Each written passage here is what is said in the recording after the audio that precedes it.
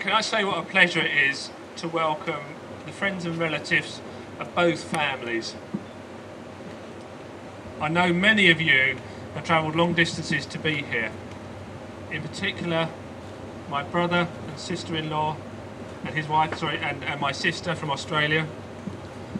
Also, I would like to welcome all the godparents of the happy couple and all our friends. Thank you all for coming to celebrate this very special occasion. It's a shame my sister cannot be here today, and both respective sets of our parents, who would have been so proud of our granddaughter today. Firstly, I'd like to thank my darling wife Joanna, who brought this beautiful daughter of ours into the world and played a major part in bringing her up to be the loving, caring, passionate woman she is now. And it's thanks to this lovely woman that we are actually here today.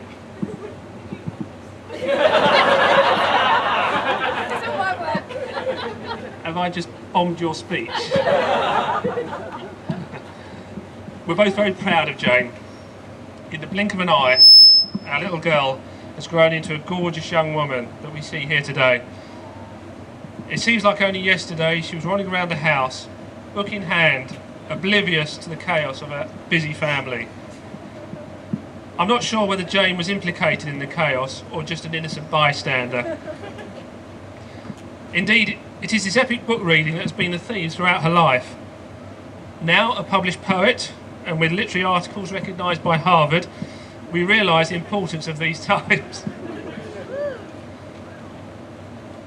From the lofty heights, it's refreshing to know that she's still not lost the common touch, and she retains her love of toilet humour,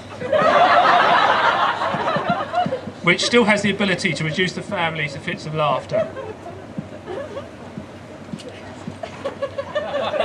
We see before us a determined young lady. Once putting her mind to something, will see it through to the end. As an example, at a tender age of 18, working 6 days a week, Jane saved what she thought was enough money to embark on an adventure of a lifetime across the other side of the world. She certainly had a fantastic time, but managed to put both her parents through hell with several emergency phone calls in the early hours of the morning. The grey hair I'm sporting is testament to that time. During the time we've known Andy, we've come to realise how special he is to Jane and what a great son-in-law he'll be. We are all so happy to welcome him into our family. It's customary for the bride's father to give the newly married couple a word of advice. Andy, just remember, your wife is always right, even when she's wrong. Even now, after 29 years of blissful marriage, I sometimes forget that simple rule. It's my very great pleasure to propose the first toast to the bride and groom. Please raise your glasses, Jane and Andy.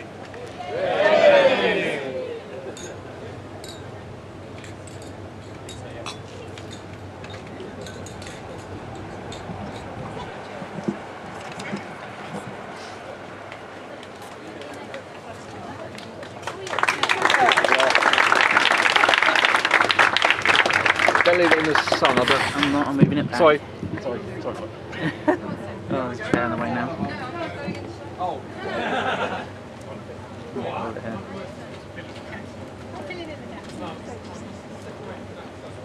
Step away from. Okay, well I've written this, but it's never going to go, is it? Let's go, is it?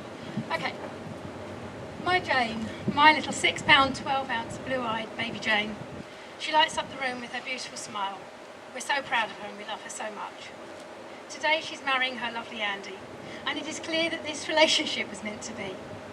It was formed not from cosy convenience but on determination.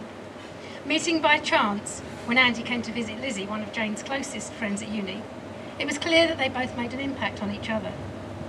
Travelling the distance from Southampton to York on a motorbike, many men wouldn't have made the distance or they would have been deterred, but not Andy. Travelling along the M1, I often wonder how many doe-eyed suitors I might spot who didn't quite make it. Clearly, this love would prove to be greater than the miles between them. Andy's love of motorbikes has proved to be a good one. They still enjoy their rides together, and Andy's passion for engineering and all things bike has reminded Jane of her much-loved granddad, my dad, who she admires and misses. Today, my dad's old 1960s bike has been lovingly restored, and it remains... I've been fine to now, haven't I? And it remains a shared passion. How my dad would have loved to have seen that bike today.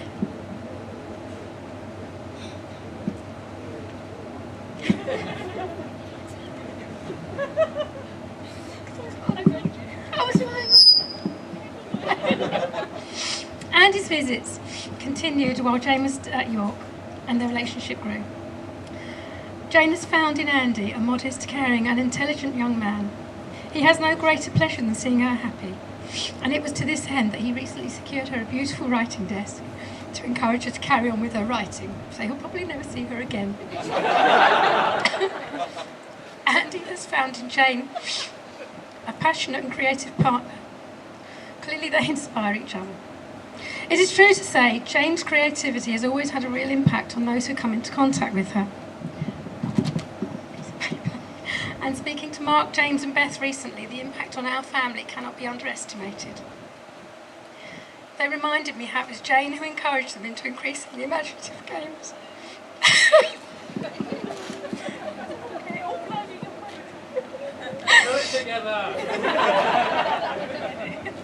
I would find them hanging off the curtains,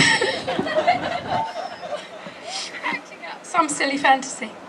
She'd mix up all the board games to create a new game and take all the art materials out of the cupboard to create a multimedia masterpiece. It is at this point I'd like to point out Jane's fastidious tidiness. I'd like to. It is true to say, however, that Mark attributes his creative talents, on which his career now stands, to his eldest sister alone. Jane and Andy allow each other to breathe. They support each other when times are difficult. I'm sure Adrian will agree with me when I say these are qualities that are useful to have in any marriage, though of course he will be speaking hypothetically because he's never experienced any being married to me. In an atmosphere of playfulness, humour and affection, Jane and Andy bring out the best in each other, and their relationship has continued to grow. What more evidence do we need that the foundations of this partnership are good ones, and they have found safe hands in each other? Good luck, be happy, Jane and Andy.